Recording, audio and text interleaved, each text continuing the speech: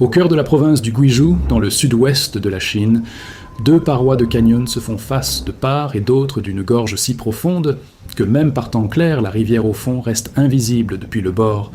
La chute entre la crête et la rivière atteint 565 mètres, plus haut qu'une tour Eiffel empilée sur elle-même. Des nuages se forment dans le canyon et dérivent à une altitude qui sera sous le tablier du pont fini. Un magnifique cauchemar pour les ingénieurs en pont suspendu. Le défi, franchir 960 mètres entre deux falaises, à une altitude où le tablier passe au-dessus des nuages, où le vent atteint des niveaux que la plupart des ponts ne rencontrent jamais, et où le fond du canyon est trop bas pour permettre le moindre accès de chantier pendant les travaux. Voici le pont de Beipanjiang, dans le Guizhou, en Chine, le pont le plus haut du monde. En 2013, les équipes de reconnaissance sont descendues en rappel le long des parois au point de franchissement prévu. Elles ont prélevé des échantillons de roches sur les falaises. Elles ont mesuré la géométrie des parois. Ce que révèlent les prélèvements sur la face et changent le plan des fondations avant même le premier forage.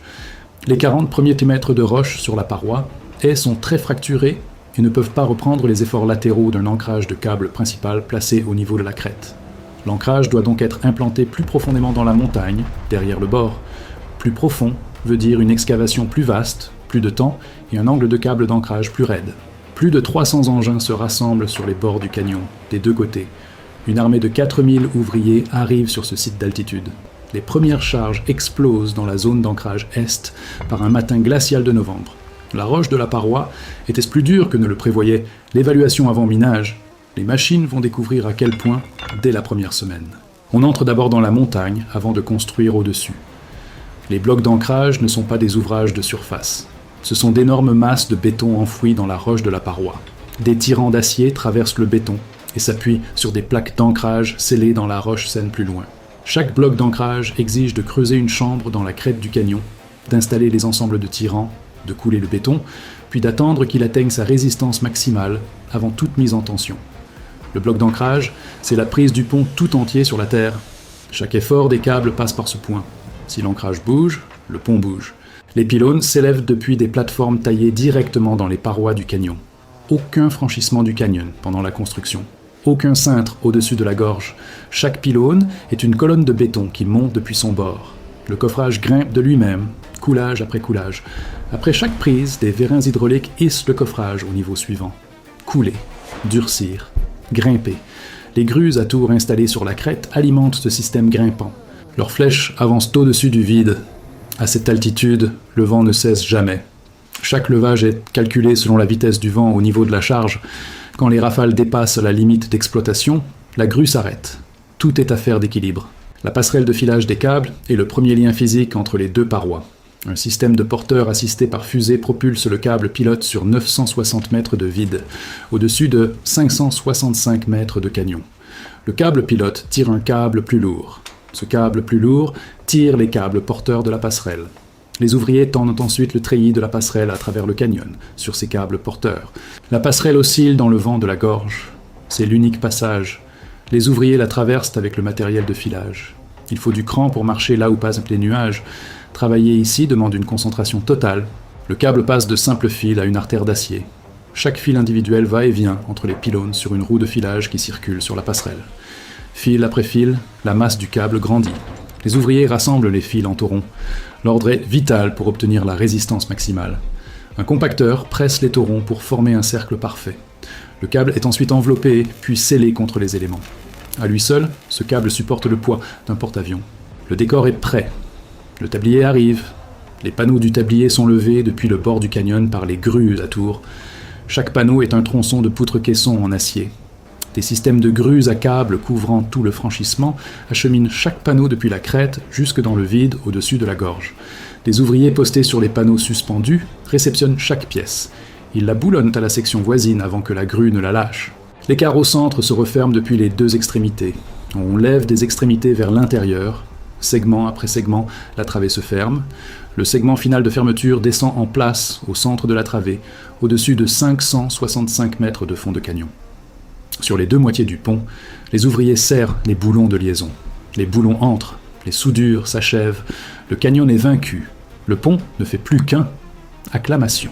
Dans les mois qui suivent, la fermeture finale du tablier, l'armée du chantier commence à plier bagages. Les grues sont démontées sur les bords du canyon. Le matériel de filage est retiré de la passerelle. La passerelle elle-même est descendue, puis récupérée, section par section. Le silence revient dans la gorge. Puis les premiers véhicules traversent. Ils roulent sur 960 mètres de tablier suspendus au-dessus de 565 mètres de vide. Le jour de l'ouverture, les nuages formés dans le canyon glissent sous le tablier. Un trajet entre les deux rives de ce canyon, qui prenait 4 heures par les routes de montagne en contrebas, ne demande plus qu'1 minute sur le pont. 1 minute. La plupart des matins, les nuages passent sous le tablier du pont de Beipanjiang. Les pilotes qui approchent de l'aéroport voisin savent que le profil du pont mord sur leur espace aérien et s'en écarte. 40 millions de véhicules l'ont franchi depuis son ouverture. La preuve de ce que savent bâtir les ingénieurs en pont suspendus quand il faut traverser le canyon le plus profond de la région, et que les nuages qui s'y forment servent de repère pour mesurer la hauteur du pont au-dessus du sol. Là où les nuages n'avaient jadis rien à survoler par-dessous, ils passent maintenant sous l'acier, une merveille d'ingénierie au-dessus du fond du canyon. Si ce genre d'ingénierie vous fascine, abonnez-vous pour ne rien rater de nos prochaines vidéos. Dites-nous en commentaire d'où vous nous regardez en ce moment. Le système de surveillance structurelle intégré au pont pendant sa construction transmet les données des pylônes, des câbles et du tablier vers un centre de contrôle situé à l'accès du pont. Des accéléromètres mesurent le mouvement des éléments sous l'effet du vent et du trafic. Des jauges de contrainte enregistrent la tension des câbles porteurs quand les charges de circulation varient. Des capteurs de température suivent le gradient thermique sur toute l'épaisseur du tablier. Le centre reçoit toutes les données en continu. Elles sont archivées. Les ingénieurs les examinent chaque trimestre. Toute dérive par rapport à la référence prévue est étudiée avant de devenir un problème structurel. La chaussée du pont est exposée à l'environnement nuageux qui se forme dans le canyon vers 500 mètres d'altitude. Quand le tablier entre dans la couche nuageuse, la condensation dépose de l'humidité sur sa surface. Le système de drainage de la chaussée est conçu pour évacuer cette humidité plus vite qu'elle ne s'accumule. Le dévers de la chaussée est plus prononcé que dans les normes routières d'un climat sec. La texture de surface assure l'adhérence par temps humides. Les avaloirs sont dimensionnés pour la charge d'humidité due à la condensation des nuages, en plus de la pluie. La surface du tablier reste sans eau stagnante, quelles que soient les conditions nuageuses.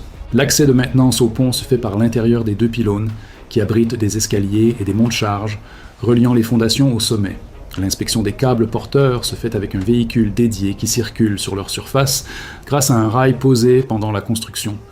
Le véhicule emporte caméra et matériel d'essai. Le programme d'inspection couvre toute la longueur des câbles sur un cycle de 3 ans. Les attaches des suspentes sont contrôlées depuis une plateforme qui s'avance du bord du tablier jusqu'à chaque suspente au niveau du tablier. Tous les éléments de l'ouvrage sont accessibles aux équipes de maintenance. Rien n'est tenu pour acceptable sans preuve.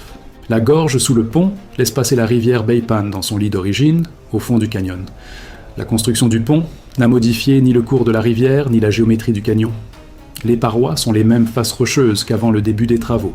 La végétation sur ces parois était restée intacte sous les plateformes de chantier utilisées pour monter les pylônes et le tablier. La rivière coule au fond de la gorge comme elle l'a toujours fait. Le pont se trouve à 565 mètres au-dessus de la surface de l'eau, visible depuis la vallée comme un fin trait gris reliant les 2 parois. Depuis la route au fond du canyon, le tablier se distingue à peine des falaises entre lesquelles il s'étend. Le record d'ingénierie du pont de Beipanjiang s'inscrit dans un ensemble de ponts de très haute altitude construits dans les provinces chinoises du Guizhou et du Yunnan, le programme de ponts d'extrême hauteur le plus concentré de toute l'histoire du génie civil. La seule province du Guizhou compte plusieurs des ponts les plus hauts du monde. Le relief qui a rendu ces ponts nécessaires, un plateau karstique entaillé de profondes gorges fluviales sans terrain plat pour des routes classiques, est le même qui les a rendus si exigeants techniquement. Les ingénieurs du pont de Beipanjiang ont appliqué au franchissement suivant ce qu'ils y avaient appris. Chaque passage était plus difficile que le précédent. Chacun a été construit. Le pont de Beipanjiang est classé en Chine comme infrastructure nationale majeure. Sa maintenance relève de l'autorité routière provinciale du Guizhou. Cette autorité emploie une équipe dédiée au pont, avec des ingénieurs structures, des géotechniciens, des spécialistes de l'inspection des ponts et des agents de maintenance. Le rapport annuel d'inspection est transmis à l'autorité provinciale et au registre national d'inspection des ponts. Les constats d'inspection et les travaux réalisés chaque année sont consignés dans le dossier d'historique structurel du pont. Ce dossier commence au premier jour du chantier et se poursuivra jusqu'au déclassement de l'ouvrage. Les charges supportées par le pont augmentent chaque année depuis son ouverture, à mesure que l'économie de la région desservie par ce franchissement s'est développée. Le modèle de trafic d'origine prévoyait une courbe d'augmentation des charges sur toute la durée de service. Dans chaque année d'exploitation, les comptages réels ont dépassé cette courbe. Les données de surveillance structurelle montrent que les niveaux de contraintes réels dans les éléments du pont dépassent eux aussi les prévisions du modèle initial, car le trafic est plus lourd que prévu. Le pont n'est pas en difficulté. Les contraintes sont plus élevées que dans le modèle de conception, mais restent très en dessous de la capacité structurelle des éléments. La surveillance continue. La tendance est suivie. La chaussée du tablier est refaite selon un cycle adapté à l'usure due au trafic et au vieillissement climatique. Cette réfection utilise un enrobé spécial formulé pour la plage de température et d'humidité à l'altitude du tablier, différente des conditions routières au fond de la vallée. Le mélange comprend des modifiants qui améliorent la résistance à la pénétration de l'humidité, aux niveaux élevés que connaît la surface pendant les périodes d'immersion dans les nuages. L'équipe de réfection travaille par section, en gardant toujours une voie ouverte sur le pont pendant toute l'opération. Les blocs d'ancrage, au bord du canyon des deux côtés, sont inspectés de l'intérieur tous les 5 ans. On accède à chaque bloc par une galerie de service prévue dès la construction. Les inspecteurs y entrent, puis vont jusqu'à la zone où les barres d'ancrage traversent le béton, avant de rejoindre leur scellement dans la roche. L'inspection vérifie l'état du béton au passage des barres, l'état de la protection anti-corrosion sur leur surface et l'éventuelle présence de fissures pouvant révéler un mouvement. Depuis l'ouverture du pont, aucune inspection des blocs d'ancrage n'a révélé de fissures ni de déplacement exigeant une intervention. L'autorité de gestion du pont exploite un centre d'information ouvert au public, sur l'accès nord, où les visiteurs découvrent la construction de l'ouvrage, la géologie du canyon et les principes d'ingénierie des ponts suspendus. Le centre accueille chaque année des centaines de milliers de visiteurs. L'exposition la plus populaire montre une coupe du câble principal avec des fils individuels que les visiteurs peuvent toucher. La deuxième attraction la plus prisée est une simulation de vitesse du vent qui montre l'ampleur des charges aérodynamiques prévues dans le dimensionnement du pont. Les visiteurs se placent devant une batterie de ventilateurs qui produit l'équivalent d'un vent de typhon. La plupart n'arrivent pas à rester debout dans ce souffle. Le pont supporte, sur toute sa durée de service, des charges 20 fois supérieures. Le franchissement du pont de Beipanjiang a ramené le trajet entre les deux rives du canyon de 4 heures à 1 minute. Et cet écart dépasse largement le cas de chaque voyageur. Les secours peuvent désormais atteindre un côté comme l'autre du canyon en quelques minutes depuis la rive opposée. Les urgences médicales qui exigeaient autrefois un long transport routier par des cols de montagne peuvent maintenant être prises en charge par l'établissement le plus proche, quel que soit le côté du canyon où elles surviennent. Les chaînes logistiques, qui imposaient auparavant un détour de 4 heures, passent désormais directement par le pont. L'activité économique qui avait besoin de ces 4 heures de route pour rejoindre les marchés régionaux s'y connecte maintenant en 1 minute. Le pont est en service depuis moins de 10 ans. L'économie régionale continue encore de s'adapter à ce que change 1 minute au lieu de 4 heures. Le pont de Beipanjiang fait partie de plusieurs ponts de hauteur record construits dans les canyons karstiques du Guizhou et du Yunnan dans le cadre du même programme d'investissement en infrastructure. Cette concentration de ponts extrêmes dans la région reflète la rencontre, au même moment, d'un relief hors norme, d'investissements massifs et d'une vraie capacité d'ingénierie. Le terrain imposait des ponts extrêmes. Les investissements les ont financés. Et le savoir acquis sur chaque projet successif a donné les moyens de tenter le suivant. Le pont qui a établi le record mondial de hauteur en 2016 n'était pas le dernier ouvrage extrême de la région. C'était l'un des maillons d'une série toujours en cours. Le pont de Beipanjiang se trouve à 565 mètres au-dessus de la rivière Beipan. Son tablier mesure 960 mètres de long. Les nuages qui se forment dans le canyon à 500 mètres passent sous lui la plupart des matins. 1 minute pour traverser le canyon, au lieu de 4 heures pour le contourner. La roche tient les pylônes tiennent les câbles tiennent le tablier porte le trafic. Le canyon porte tout ce qui est en dessous.